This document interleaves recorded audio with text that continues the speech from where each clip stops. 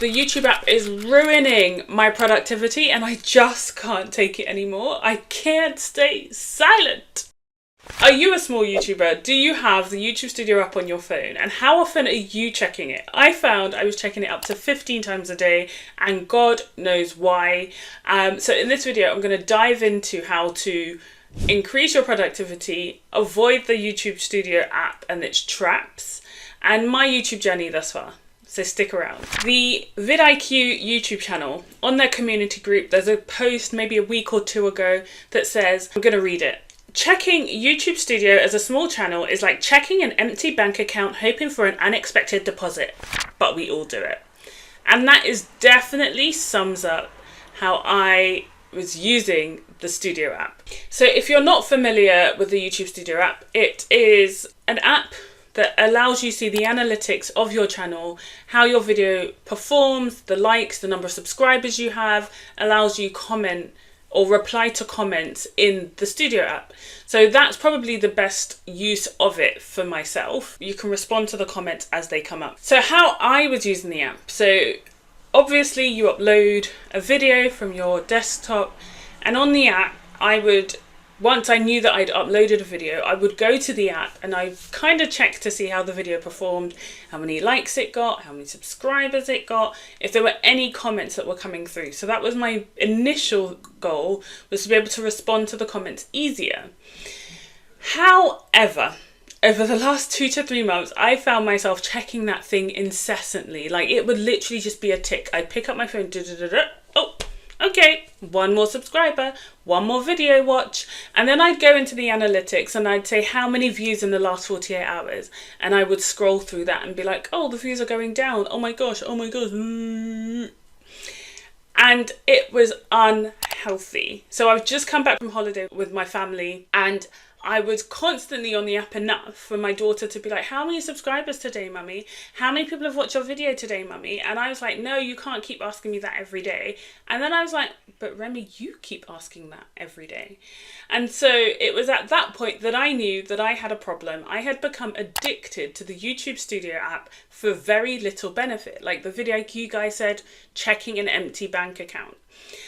And if I'm being honest, it's not the first time I've heard advice like that. So when I did the Ali Abdul's, well, either it was in one of his videos or one of his like initial part-time YouTuber course, he's like, stay off the YouTube Studio app. You get nothing of benefit there unless you're a bigger channel, because it would be great for analytics because you have enough data. It would be great to see what videos people like, but again, because you have enough data.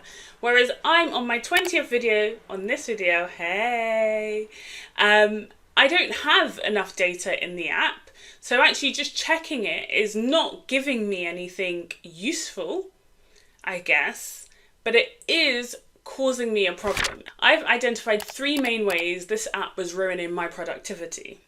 So the first thing was, it was the emotional attachment to the individual changes. I'd go on the app and then all of a sudden I'd be like, yay, 1 more subscriber. Yay, 1 more video watch. Oh, 1 more this, 1 more that. Oh, no comments. And obviously you get a high when those things happen, but as you can imagine, you also get a low when those things don't happen. And if you're not getting tons of views on a specific video, that then ruins your mood. And you're like, oh, why would you care? You've only got 100 subscribers. But actually I'm taking time and energy to learn this skill of being on YouTube. And the feedback that you get is very sparse, I would say. Like, you're putting something into the atmosphere and the only feedback that you get is via the Studio app. And actually, when you've only got 20 videos like I do, that Studio app isn't appropriate or adequate feedback because not that many people have seen it. So it wasn't as constructive feedback as I would normally desire. However, I couldn't stop myself going to it. I couldn't stop myself going to see the single figure changes or the comments and things like that. And that emotional attachment to it is very unhealthy, because again, where you think that you're being productive because you're focusing on your channel, it's just giving you negativity and probably giving you more work than you need to do at that specific time. The other thing is that it was driving up my impatience. My goodness, like, I'm an impatient person by nature, but I would post a video and I would want like immediate feedback. I'm not getting that immediate feedback. I'm like, oh my gosh, something must be wrong, and therefore I'm going to change something. So I would go change the title. I have occasion change the thumbnails, even before the 24-hour mark was done, just to see if there was something that I had done wrong that I could quickly fix to quickly get the views up so that YouTube can continue to push the video.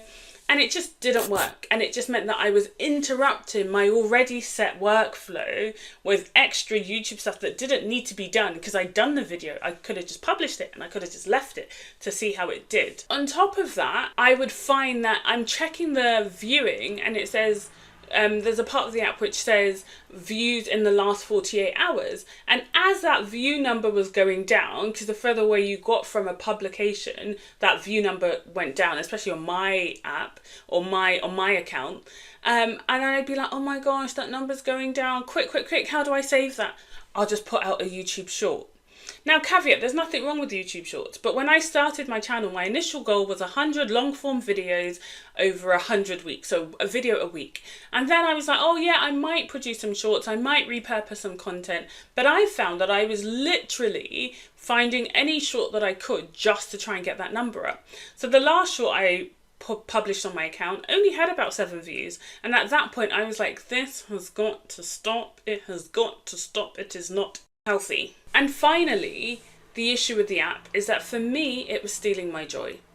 And I was no longer looking at the channel as, oh, just improve one video at a time. I was becoming impatient for said success or said growth. But also I was like, oh, maybe I just produce videos that people want to watch. Now, by no means, I have no niche.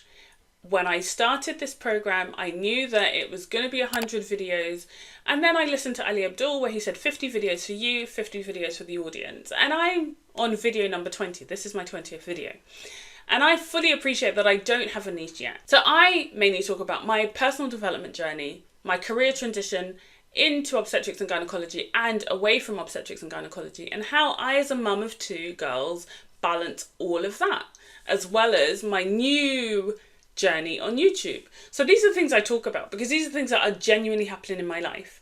And I would find that I'm now like, oh my gosh, what can I talk about that will get me views? What will I talk about that will define a niche? And all of these things that are trying to speed up the process of just embracing a very, very, very new skill for me, which is speaking on camera, creating content, scripting the content, creating a thumbnail, editing videos.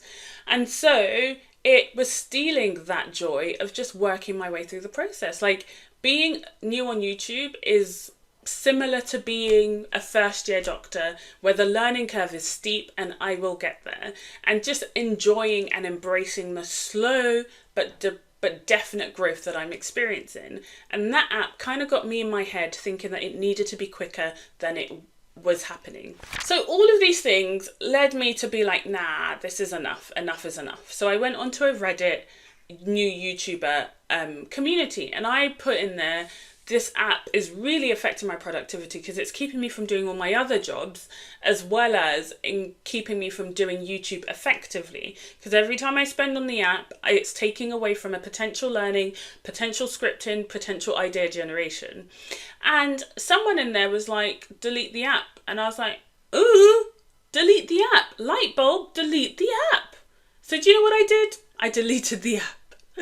And I had initially thought to myself, if I delete the app, I can't respond to comments. Not true. I could just use the desktop app, which I'm likely to use less often, and I can respond to comments once a day, and that is actually okay. So I've deleted the app. It's been a few days, and I'm actually lighter for it. I go on my phone and it's not there, which means I can do something else, which means I can, I don't know, do something else unhealthy, like check my emails. However, having said that, I feel very much released of this burden of this app, and I feel released of the burden of checking the numbers that at this stage don't really add much to my life. So if you are a small YouTuber, you are new to this journey, I want to know, do you find the app useful or not? Are there ways that you have worked around to stop the app being a distraction for you, to stop the app affecting your productivity, affecting your mood, and not getting fixated on the numbers? I want to know in the comments below. I want us to create a community of new YouTubers, but If any of the other topics that I said I discussed, like my life, my medical career, and balance in it all, is of interest to you, please subscribe and let me know what you enjoyed the most out of this video. Thank you very much, and catch you in my next one.